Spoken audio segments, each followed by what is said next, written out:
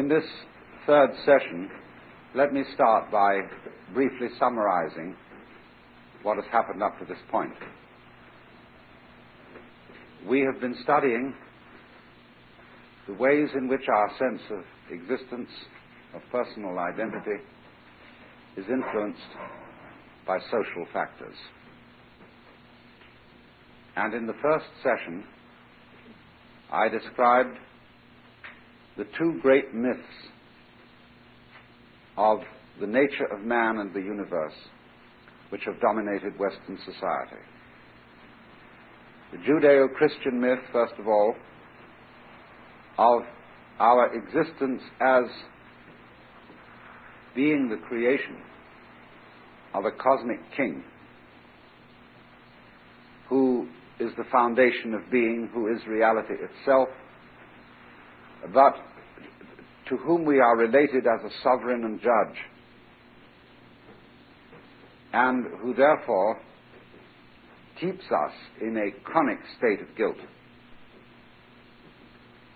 This particular myth became so highly uncomfortable that it had to be abandoned by most intelligent people. And in the 18th and 19th centuries, they substituted for it another myth, which is the myth of a purely mechanical universe, which is unintelligent, unfeeling, unseeing, the total opposite of the one they had before, and in which we can live without being judged, but nevertheless with a fundamental sense of futility. This latter myth has become extremely plausible today, and it is, as far as I can make out, the thing that most people really believe in. So you can always test what people believe in by what they do. I'm highly suspicious of most Christians, because I don't think they believe it at all. They'd be screaming in the streets if they did. They'd be terribly earnest. They'd have the most hair-raising television programs on the fate and destiny of man if they took this thing seriously, but they don't. You see, what's happening in most of the churches is that the theological schools are very advanced, very liberal, but they feel they can't give their congregations yet what they think. And their clergy are apt, therefore, to be extremely frustrated people, always wondering in the back of their minds whether they ought to, in good conscience, maintain their jobs. But the plausible myth today is not the Christian myth or the Jewish myth. The plausible myth is this mechanistic universe, which I call the Newtonian myth. And what I wanted to get across to you in the first session was that rather plausible and so-called realistic view of how things are is just as much a myth as anything else. It's a way, it's a formulating an attitude to life which has nothing really connected with the way things are at all. Then we went on in the second session to explore the influence of social institutions on our sense of identity. And I tried to show how social institutions involve the most fundamental ideas that we have, and that our ideas of time and space, of the nature of ourselves, and of the nature of the good life, and of the necessity for survival, are social institutions of exactly the same kind as the lines of latitude and longitude. Those are abstractions. They do not exist concretely, but they're extraordinarily useful ideas. Because it's only through, as it were, spreading networks and grids over the world in our imagination, by means of which we can measure things, that you and I can arrange to meet at the corner of Wilshire Boulevard and whatever the street is here, Vermont Avenue. It's interesting, in Buddhism, you find that all temples are guarded by very fierce-looking authoritative beings. They're not like modern authorities. They don't have the same kind of glumness. They are much more ecstatic in their fierceness. And these are called the Dharma Rajas. That means the kings of the rule. They are the guardians of the 10 directions of the universe. Buddhism and Hinduism have 10 directions, that is to say 8 points of the compass, plus, above, and below. And these very fierce creatures stand at all temple entrances. And they are essentially the cosmic traffic cops. Because they have to be fierce. Because somebody has to lay down the law that we do recognize north, south, east, and west in a very firm way. And up has to be clearly distinguished from down, you see? So these people have a very important function. But at the same time, the Dharma Rajas have a slight twinkle in the eye for all their fierceness. They know, you see, that the 10 directions are conventional. They don't think that they are absolutely real. They are enlightened, all of them. They're all bodhisattvas in the aspect of a bodhisattva which is wrathful. I suppose I haven't looked closely enough, but if you look around these paintings, you will find here, for example, is a wrathful bodhisattva, the sort of person who would be a guardian of the directions. Up here, there's this bodhisattva, and this one. They're beneficent. They appear in white color, and they have serene faces. But this one appears in black color and has a wrathful face. This is not a devil or demon in the Western sense of the word at all. He's simply a manifestation of the fierce side of reality. Some people don't feel really alive unless they're sitting on a spike. That tells them they're there. I went to Mexico this summer to explore this, because in Mexico they enjoy bullfighting, and they enjoy a kind of Catholicism in which suffering is the big bit. We went to the shrine of Guadalupe and watched young girls walking about half a mile on their knees to get into the shrine and for the special blessing. And then you find in the stores where they sell bondieuserie, that is to say religious goods, all kinds of horrendous paintings of Christ with a crown of thorns on. And we made some very special meditations in the cathedral at Oaxaca, in the inner chapel where they keep the sacrament. And in there is a crucifix that's just about as bloody as it can get. And on either side, pictures of Jesus being flogged on one side and of the agony in the Garden of Gethsemane on the other. And I was trying to penetrate, what is this thing? Why do people go into this kind of spiritual masochism? And it seemed to me very much that there is that end of things which is a spite, and which is extreme agony, and which is terribly real. And that you know you're there when you're on that point. The other end, you see, is the womb, is the all-embracing softness and loveliness. That's there too. But if you go too far into that, you see, you don't know you're there. So, this was a digression, but it is in terms then of our various social institutions that we formulate directions, structures, maps, weights and measures in our Rorschach blot universe. Although, you see, let me re-emphasize this point that I made in both former lectures. This is not exactly our projection on the universe. Many of you probably read a book called The Pathetic Fallacy, which is a discussion of the way men have in past times attributed human feelings and emotions to nature. The wind is sorrowful. and the moon is serene, and the sun is joyous. And the whole theme of 19th century philosophy was that this is not true. The sun is not joyous. The wind does not sigh. It's you who sigh. But that's not quite true. Because a sighing human being is only possible in a universe where there is wind. A joyous human being is possible only in the place where there's the sun.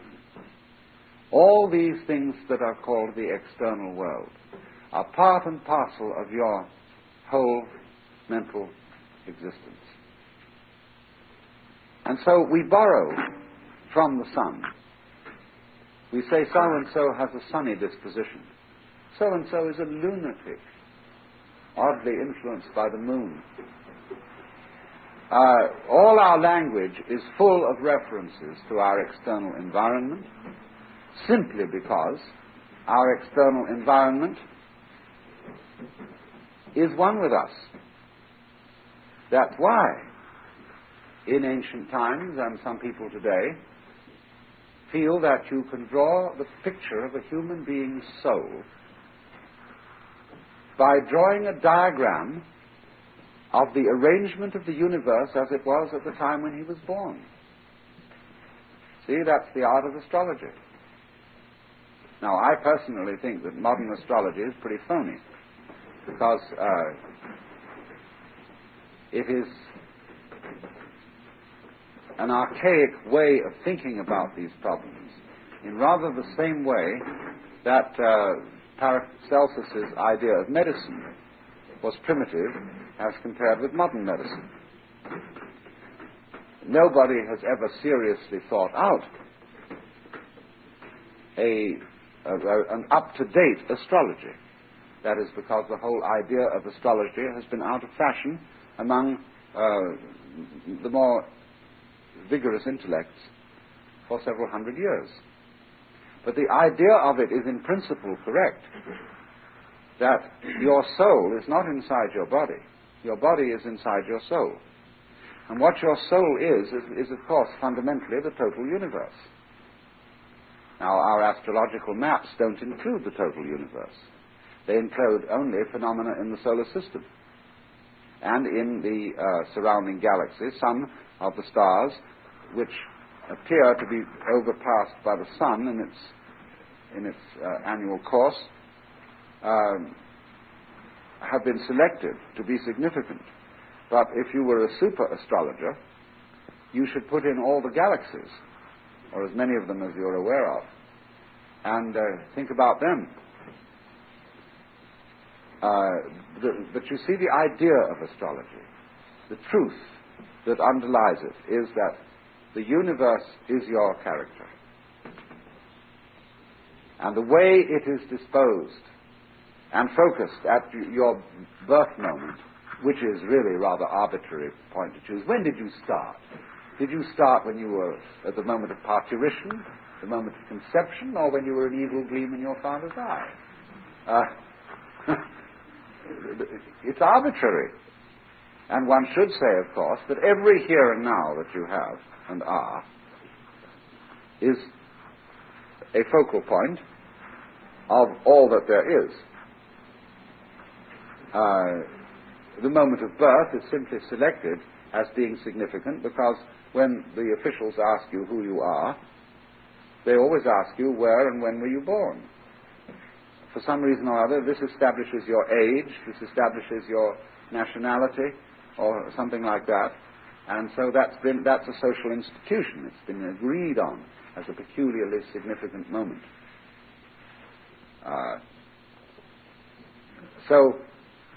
But all moments, fundamentally, are just as significant as the moment of birth.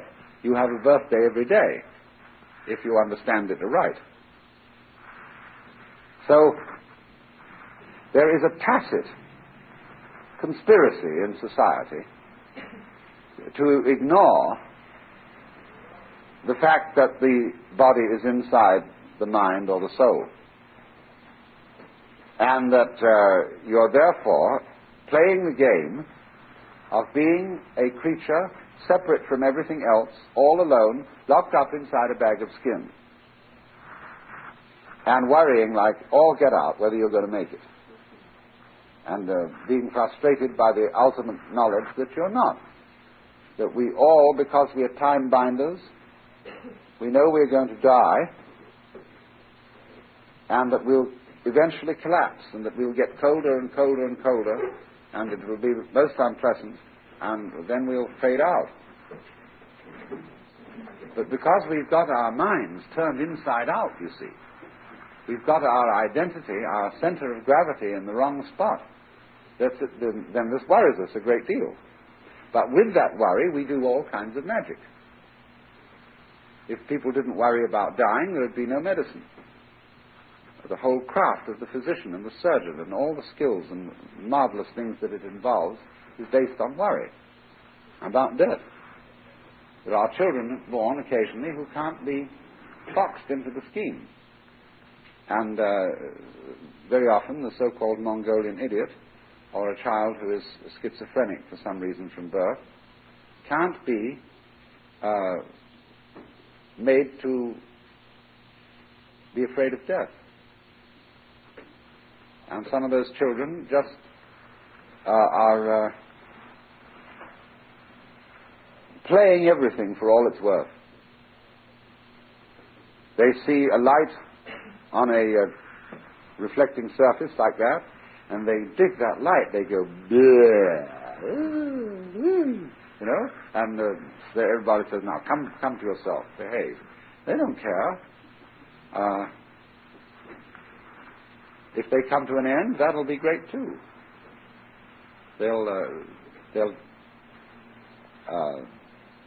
be fascinated with that experience. It doesn't matter what it is. They have no discrimination. They'll eat anything, put anything up their noses. They have absolutely no sense of what you should do and what you shouldn't do. The trouble is, you see, that if they had an understanding of the game that the rest of us are playing, they could get on very well, knowing their different game, and put the two together. And that's what I'm talking to you about. The trouble with them is that they don't understand our game. But that's the trouble with them from our point of view. Do you see that all decisions as to who is crazy are a question of majority vote as to what is reality? And that sometimes it's touch and go. You see, look, reality is what it is according to the kind of senses you have. Since in this room almost everybody's eyes are of the same structure, we are here and we agree. Everybody's ears and auditory nervous systems are of the same pattern, so we can all converse. Now, if a fly comes into our presence, he has an eye of a very different structure from ours. A fly, apparently, because of the multiplicity of lenses, sees the surrounding world from a considerably different number of points of view. They're not very different, but they're just subtly different. And that gives the fly certain advantages. But he doesn't see the world as, if I see you there, sitting there, he sees you ever so many times. But he manages to unify that in some way. Now, the awkward matter for decision is when a human being has a different kind of consciousness from the average.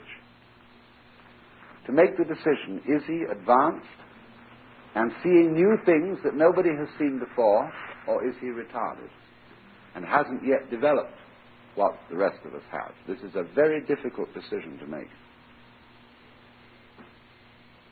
Genius is to madness close allied. But you've always got to one thing that our culture is a little bit defective about, as compared, say, with the culture of the Arabs or the Hindus, we are not sufficiently respectful of crazy people. So, well, more or less what has happened is this. In the development of games, there was a time when human beings were wild. And that's what we call, in modern anthropological jargon, they lived in hunting cultures. They didn't live in any fixed place, and they roved, and they hunted. They killed other creatures to live. Now, in a hunting culture, every male member of the culture knows all of the culture. They don't have a division of labor. Every man is a master of quite a number of skills, and naturally every woman knows all her side of the thing. But they're not fixed. The religion of a hunting culture is shamanism. Now, a shaman is a liberated man who gets his liberation by going into the forests alone. The Indian cultures of the United States, especially in the West, are to a very large extent cultures of this kind, and their religion is a form of shamanism, and shamanism is a universal religion, spreads over the whole world. Mircea Eliade has written a marvelous book on shamanism. But the essential thing of the shaman is that he becomes liberated from even this loose sort of a culture by going off by himself. And naturally, the highly socialized people have a terror of solitude, because in solitude, the awesome facts are slowly going to appear. First of all, the triviality of your role game. And then deeper and deeper in you get, until at last, one night, all alone and cold under the stars, you find out who you are. That's what every shaman does. And then he comes back into the world, in those kind of societies, as a magic man. But when human societies become agrarian and become settled, they divide labor, and they put a stockade around themselves at the crossing of two roads. All cities are fundamentally that. Where two roads cross, and the cross is encircled with a pale. Pale, palo, tree, trunks spiked on top. And you say of somebody who isn't really at all nice that he's beyond the pale. You see, so we settled that way. And then what we did was we divided the functions of labor into the four quarters encircled by the city. And we made four castes. The first was priests, lords spiritual. The second was officials, soldiers and rulers, lords temporal. The third was merchants, and or the commoners. So the House of Commons in England is really a merchants' debating society. And finally, in the, as it were, the lesser of the quarters, the laborers, the workers. These are the four castes of Hinduism: the priests, Brahmana; the officials, Kshatriya; the merchants, Vaishya; and the laborers, Shudra. And so the holy man of an enclosed society of this kind is a priest, and he gets his authority not from going off by himself, but from a hierarchy. Now then, That's the game that we are still playing. Only we've modified it enormously. We're not living any longer in walled cities, but we have different kinds of walls. We have the dew line, the radar belts, and all that kind of thing. It's still essentially the same game, but it's been spread out in the most extraordinary way. And we have become so absorbed in this game that we don't have quite the same sense that our primitive ancestors had of there being an outside to the game. Because you see, there are two kinds of people beyond the pale. There are the people we throw out, and there are the people who go out.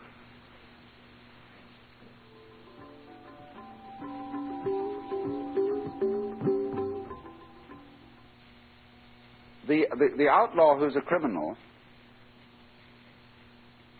is fighting one sort of game. The outlaw who is a saint is beyond the pale in the sense that people can't understand him. His experience is ineffable. That means what can't be effed or spoken. From the Greek pheme.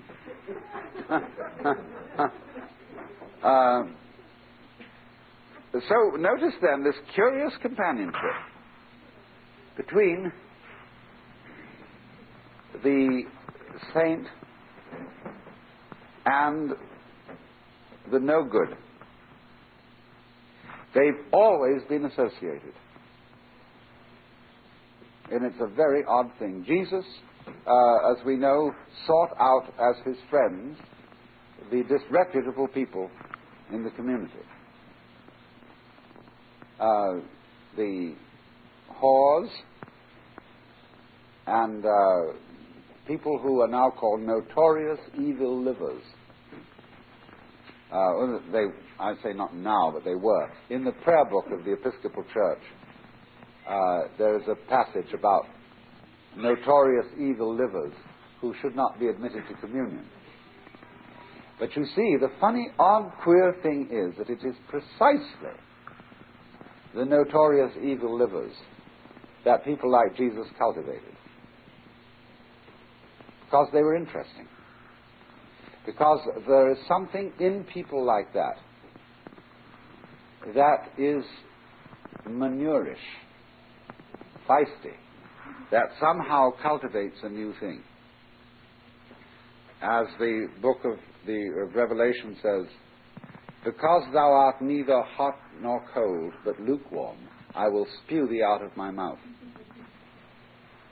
You cannot pretend that you don't have the dark side in you. Everybody has a shadow. And if you won't acknowledge your shadow, you'll push it onto someone else. For example, often we find that people who are sexually repressed,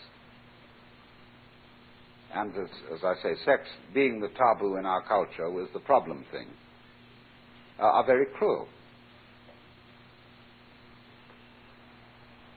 But here is the game involved, but it's an unconscious game. If you make sex the chief taboo of the culture, you make it terribly important.